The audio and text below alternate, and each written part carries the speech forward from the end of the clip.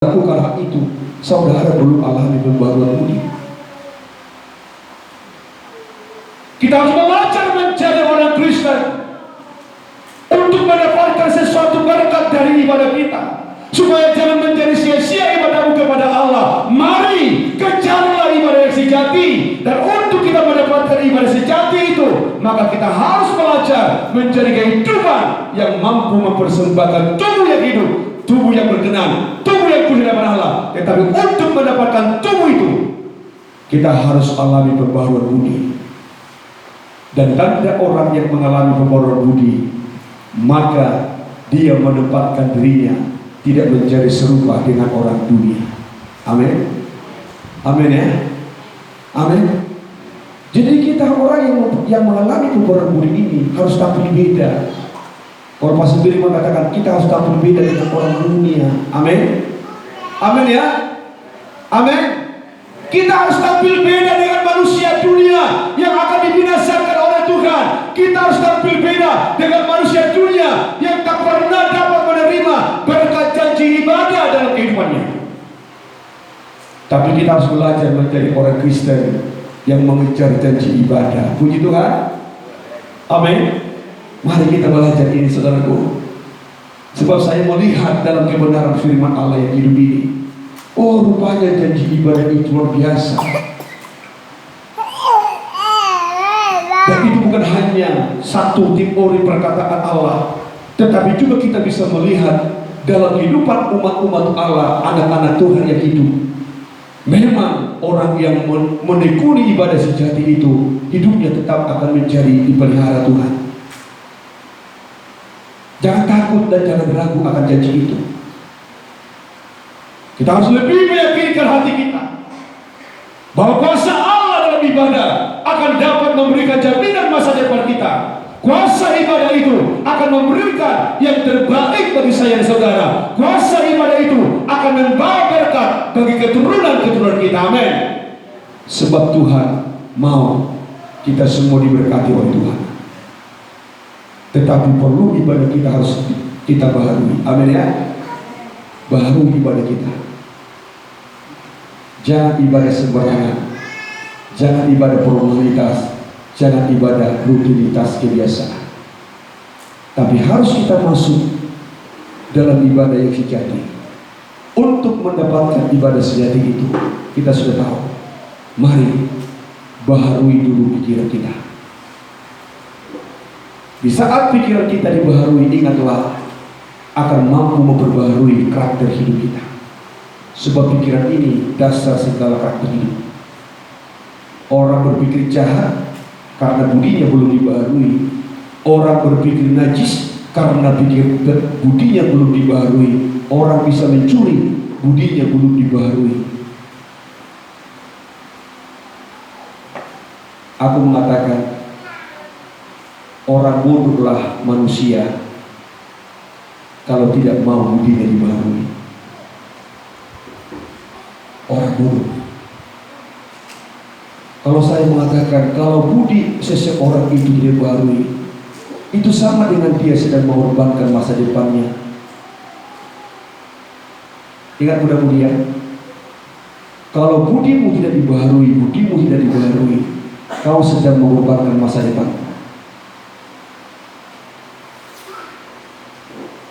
Tetapi di saat budi kita dibaharui, maka karakter kita, tabiat-tabiat lama kita itu ikut serta dibaharui juga. Maka apa yang kita lakukan hari ini akan menjadi jaminan masa depanmu. Amin. Saya mengatakan ini, hari ini kita sedang ingin mencapai masa depan yang indah. Saudara ada di tempat ini, saudara beribadah hari ini, jangan sampai tidak memiliki satu keyakinan di dalam dirimu bahwa apa yang saudara lakukan ini untuk masa depan. Amin. Maka perlu ibadah itu harus kita koreksi. Ibadah itu harus perlu kita sikapi dengan baik. Nah, tanda orang yang mengalami pembaharuan budi tidak serupa menjadi orang dunia. Satu. Kedua, sehingga kamu tahu membedakan orang yang mengalami pembaharuan budi Dikatakan di dalam Roma pasal yang ke-12, dia tahu membedakan apa yang menjadi kehendak Allah. Amin ya. Paham? Amin. Mudah-mudi amin. Mudah-mudi amin. Kalau budi kita dibaharui, apa yang dapat kita lihat dalam diri kita? Kalau budi kita sudah mengalami pembaharuan, apa yang dapat kita lihat di dalam diri kita? Hidup kita dapat membedakan mana yang menjadi kehendak Allah dan mana yang tidak menjadi kehendak Allah. Ya Jessica, tahu kehendak Tuhan? Hah? Tahu kehendak Tuhan?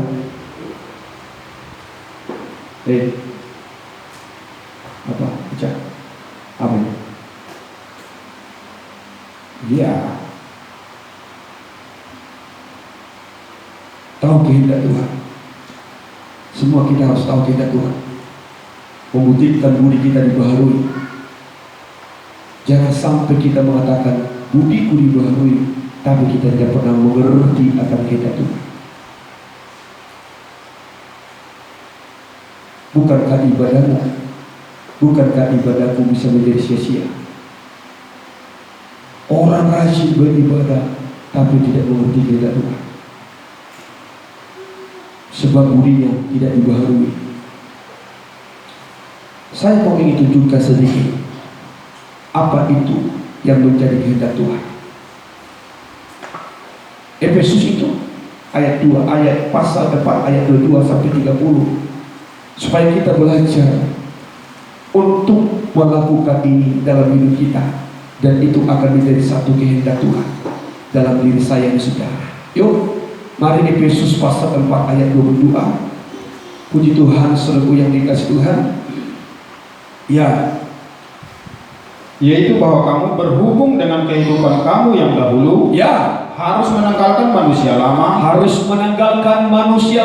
terus ya, yang memenuhi kebinasaannya oleh nafsunya yang menyesatkan, yang menemui kebinasaan hidup lama, pikiran lama, budi lama, terus ya, supaya kamu dibaharui di dalam roh dan pikiranmu, dan mengenakan manusia baru, yang telah diciptakan menurut kehendak Allah, terus di dalam kebenaran dan kekudusan yang dikatakan sesungguhnya. di sini, yang mengenakan manusia baru yang telah diciptakan menurut kehendak Allah. Apa yang menjadi kehendak Allah dalam diri kita? Adalah hidup baru. Itulah yang menjadi kehendak Allah dalam diri saya dan saudara. Tuhan menghendaki supaya kita mengalami pembaharuan. Hidup kita yang lama kita tinggalkan, kita masuk menjadi orang yang hidup dalam hidup yang baru. Sebab itulah kehendak Allah dalam hidup saya dan saudara. Bukan ibadah ini saudaraku yang dikasih Tuhan, tidak.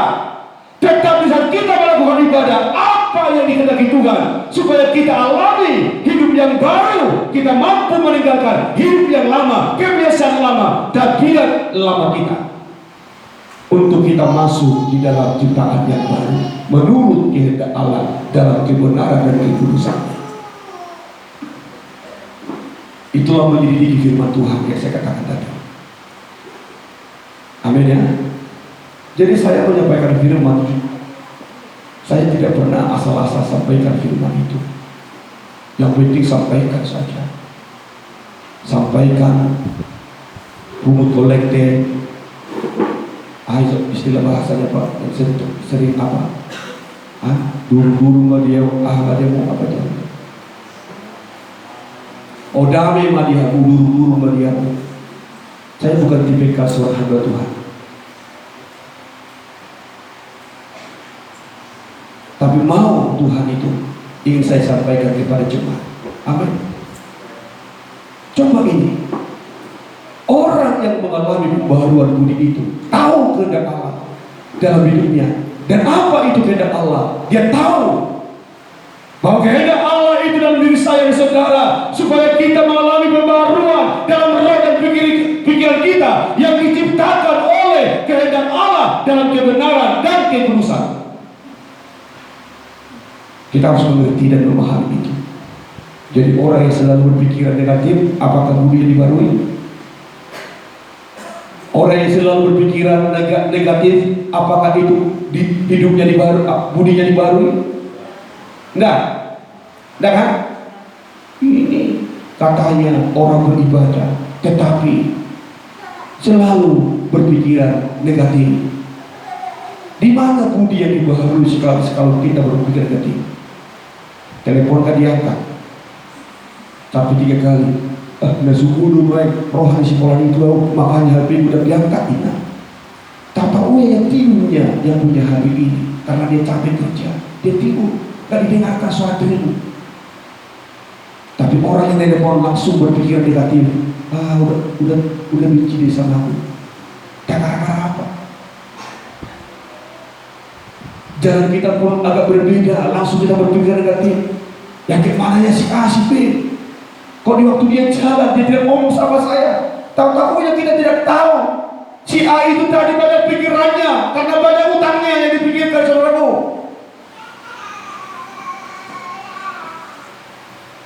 Banyak masalah yang dipikirkan, sehingga di saat kita bertemu dengan dia, seakan-akan dia cuek sama kita. Bukan berarti dia tidak suka sama kita sebenarnya, tapi ada masalah yang dia pikirkan, membuat dia semacam itu. Tapi kalau kita langsung berpikir, lihatlah si A, di waktu aku berjumpa dia tidak ditegur, dilihat pun aku tidak. Baharui budimu untuk menjadi manusia baru, supaya ibadahmu menjadi satu ibadah yang berkenan di hati Tuhan, ibadah yang mengandung janji, ibadah yang berguna masa sekarang maupun masa yang akan datang. Amin. Perlu dibaharui budi kita.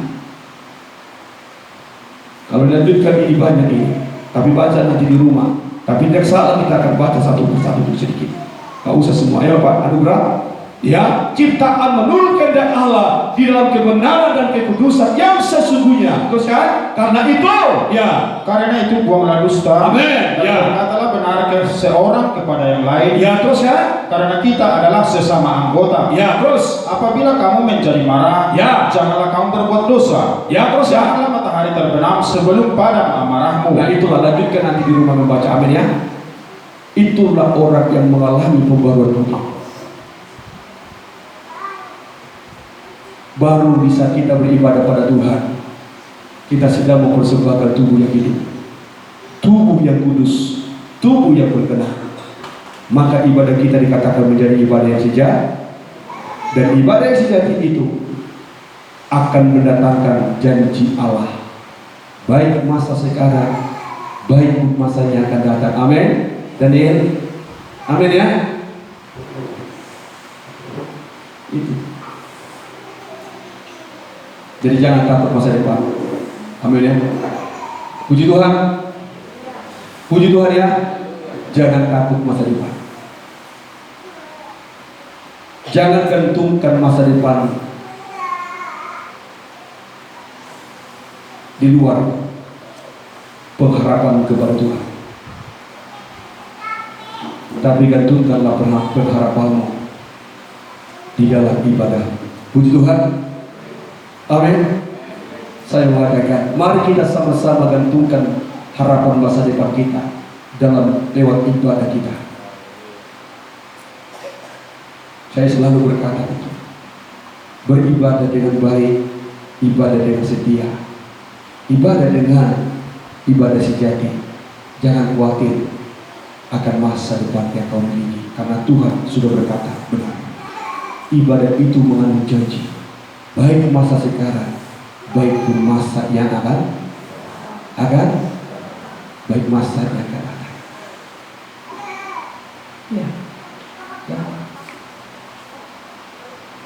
Tapi kalau kau menjadikan ibadah ini, menjadi ibadah yang asal-asalan, ibadah yang sembrono, saya mengatakan, Tuhan mengatakan, aku benci hari rayamu, sebab engkau datang dengan persembahan yang bercacat. Tuhan tak pernah ibadah yang sembarangan, tapi Tuhan mau ibadah kita harus menjadi ibadah yang sejati. Untuk itu mari lebih dulu baharui budimu, supaya kamu tahu kehendak Allah. Coba sedikit lagi ya dalam Roma pasal yang ke-12 tadi, supaya saudara tahu apa yang menjadi kehendak Allah. Mana ini? Ya, apa yang menjadi kehendak Allah. Kedua, apa yang menjadi yang berkenan kepada Allah. Ketiga, apa yang baik dan juga apa yang sempurna. Ada 4. Ya, orang yang menunjukkan dirinya mengalami pembaharuan budi dalam Roma pasal 2 ada 4 atau 5 yang harus menjadi bukti dalam diri saya dan saudara. Mari kita ulang baca itu. Ayat 2 dalam Roma tadi itu. Baik Pak, janganlah kamu menjadi serupa dengan, teruskan ya. Janganlah kamu menjadi serupa dengan dunia ini. 1, terus Tetapi berubahlah oleh pembaharuan budimu. 2, terus ya. Sehingga kamu dapat membedakan 2, manakah kehendak Allah, ya. apa yang baik, 3, apa yang berkenan kepada Allah, terus yang sempurna. ada 5 menandakan orang yang mengalami pembaruan budi. 1, tidak menjadi serupa dengan dunia. Puji Tuhan. Kedua, memahami apa yang menjadi kehendak Tuhan, apa yang baik, apa yang berkenan, apa yang sempurna itu tahu. Itulah orang yang sudah alami pembaruan budi itu, sehingga kita bisa mendapatkan sesuatu berkat janji Allah dalam ibadah kita. Amin ya. Puji Tuhan. Puji Tuhan, umat Tuhan ya. Sudah paham? Margaret, paham ya? Enggak ya? Ya, makanya beribadah sedikit-sedikit, supaya nanti kalian lihat nanti masa depanmu penuh janji Tuhan. Ya. Makanya jangan salahkan gerejamu, jangan salahkan pendetamu di saat masa depanmu curang. Ada kinata tahe pendeta si Marmata pendeta Diba. Matanya nasi dia nak semua nasi dia. Ini berguru pendeta si Marmata. Mau dari mana? Guru mana?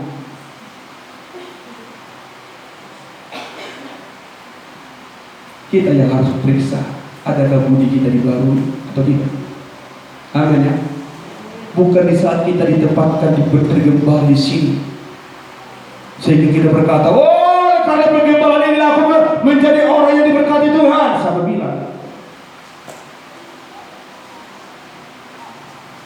dirimu yang mengalami pembaharuan budi, itu yang mendatangkan janji Allah itu dalam dirimu. Amin. Bukan gerejamu, bukan gembalamu, tidak. Jangan mau ditipu oleh iblis. Wah, harus tergembala di sinilah supaya masa depanmu indah. Harus bergereja di sini supaya depanmu indah. Kalau ibadahmu tidak menjadi ibadah sejati, mau di mana pun kau beribadah, mau di istana presiden pun kau beribadah, mau pendeta yang turun dari surga langsung pun mungkin diutus Tuhan, tak pernah akan menjadi berkat dalam ibadahmu itu. Yang penting apa? Baharui budi, supaya dapat beribadah menjadi ibadah sejati. Itu ya. Tapi perlu kita harus melihat firman yang bagaimana yang merestorasi budi kita. Itu yang penting salah satu. Sebab pikiran ini yang sulit ditebak. Sebab dari sini akan turun ke hati. Kalau orang muda-mudi mengatakan dari mata turun ke hati, tapi bagi saya kurang tepat itu. Dari mata ke sini dulu, pikirkan dulu, oh cantik dia. Tapi pikiran itu kan, dia lihat panjang rambutnya hitam, dia pikir orang yang panjang rambut itu biasanya orang yang suka ini. Pikirkan dulu itu kan, baru turun cinta. Itu aku mencintai. Batu bata buatan Cina itu dari mata turun ke pikiran. Oke? Amin ya, pikiran, budi ini baru akal. Oke, saya tidak perpanjang ayat ini, tapi saya percaya yakin firman Tuhan ini menjadi satu berkat bagi kita. Beribadahlah kepada Tuhan dengan ibadah yang sejati ya. Amin ya. Jangan sembarangan beribadah pada Tuhan, tapi persembahkan tubuhmu menjadi satu tubuh yang hidup, tubuh yang berkenan, tubuh yang kudus di hadapan Tuhan. Mari kita akan tutup, kita mau datang untuk menerima tubuh dan darah Yesus. Haleluya.